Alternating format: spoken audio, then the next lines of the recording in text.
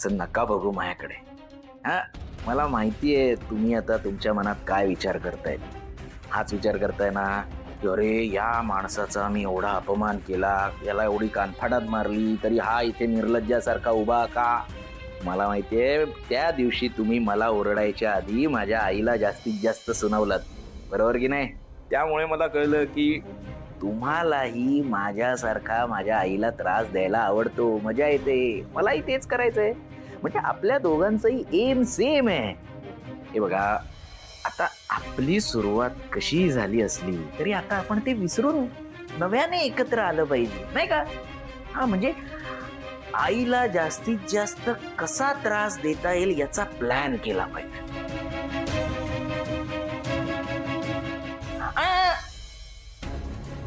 पाणी नकोय, पाणी नको. हे बघा, आई बाबांना जर का धडा शिकवायचा असेल ना तर सर्वात आधी त्यांच्या फॅक्टरीवर घालावा लागतो.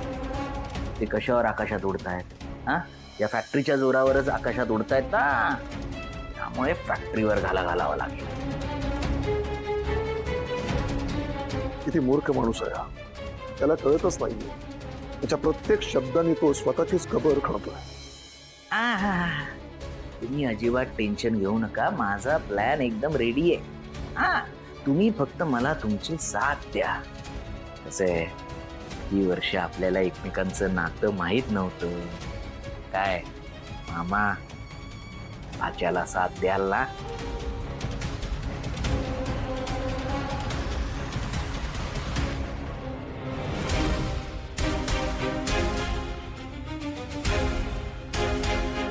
आता तरी शुद्धीवर ये.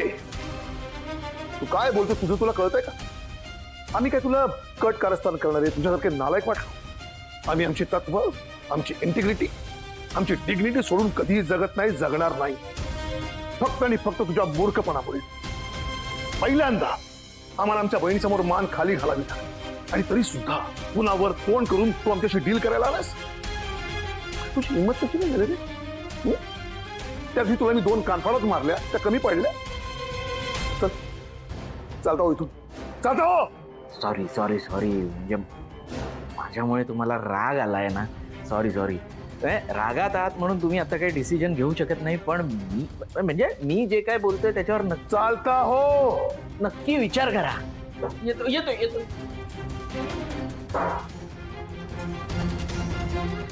शी इज माय वाईफ. तू तिच्या जवळ जाऊ शकत नाही हे तुला कळत नाही का. बघितलंस विश्वा, हे असं असं वागतात हे सर. असं काहीतरी वियर्ड विचित्र वागतात. मला ना भीती वाटायला लागली आता यांची, की या माणसाबरोबर मी कसं डील करावं ते. मला खूप भीती वाटते यांची. आणि ना सतत तुझ्यावरून डाऊट पण घेतात हे. विश्वा, सोड तिला. का तिच्या इतक्या जवळ जातोयस, कळत नाही का तुला. तू तिच्या इतक्या जवळ जायचं नाहीस, तू तिला हातही लावायचा नाहीस. जय सर, विश्वाची कॉलर सोडा आताच्या आता. हे बघा, तुम्ही जर का विश्वाला काही केलं ना तर मी तुम्हाला आयुष्यभर माफ करणार नाही. तुमचं हे तोंड पण बघणार नाही. आणि ना मी तुमचं हे घर कायमचं सोडून जाईल. सोडा.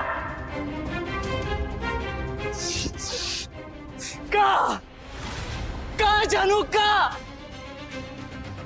का तू थकू शकत नाहीस. फायटर आहे सगळं तू. तुला माहिती आहे का, तुझ्या जागी अजून दुसरी मुलगी कुठली असती ना, तिने कधीच हार मानली असती. अगं नाही विश्वा, मी हार कधीच पत्करणार नाहीये. या जयंतने मला आणि माझ्या माणसांना जो काही त्रास दिलाय ना त्याची शिक्षा तर मी त्याला देणारच आहे. असं तसं सोडणार नाहीये मी त्याला. ह्या सगळ्यामुळे मला जे गिल्टी वाटतंय ते तर वाटणारच आहे ना. तुला सांगू मी विश्वा, ह्या माणसाबरोबर एक एक क्षण मी कसा जगतेय ना हे माझं मला माहित. प्रत्येक क्षणी घुसमट होते रे माझी. आणि या सगळ्या ना इमोशनल टेन्शनमुळे थकलीये मी. पण जानू, मी आहे ना तुझ्या बरोबर. तुझं सगळं टेन्शन, जी काही भडास आहे ना, ते मला सांग. तुला कधीही पुढे एकटं वाटलं, काही बोलावंसं वाटलं, मला सांग. मी ऐकून घ्यायला तयार आहे जानू. मी आधार द्यायला आहे, पण प्लीज असं हरून गेल्यासारखं बोलू नकोस.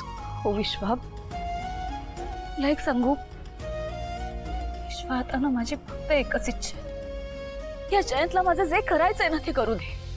पण ह्या सगळ्यामुळे माझ्या माणसांना कुठलाही त्रास होता कामा नये. ह्या सगळ्यात ते भरडले जाऊ नयेत. कारण जर का माझ्या माणसांना त्रास झाला ना तर तो मी नाही सहन करू शकणार. डोंट वरी.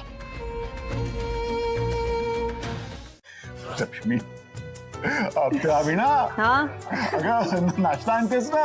हो हो लगेच आणते.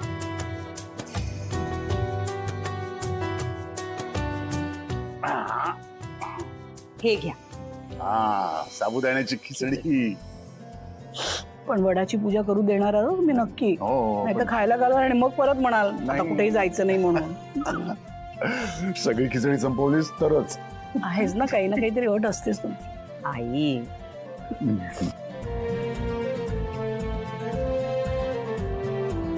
वीणा काय ग कसला विचार करतेस? काय नाही आई. एक सांगू तुला वीणा, म्हणजे हे बघ आजचा हा उपवास खूप महत्वाचा आहे. बायकांसाठी तर खासच. पण मला खरंच वाटतं हा उपवास आपण तेव्हाच करायला हवं जेव्हा तो आपण अशा माणसासाठी करतोय ज्याला नाती निभावणं माहिती, जीव लावणं माहिती. बरोबर आहे आई तुमचं. मी आज देवाकडे काही मागितलं ना तर एक गोष्ट नक्की मागेन की पुढच्या एकही जन्मात ह्यांच्यासारखा मुलगा तुमच्या पोटी जन्माला यायला नको.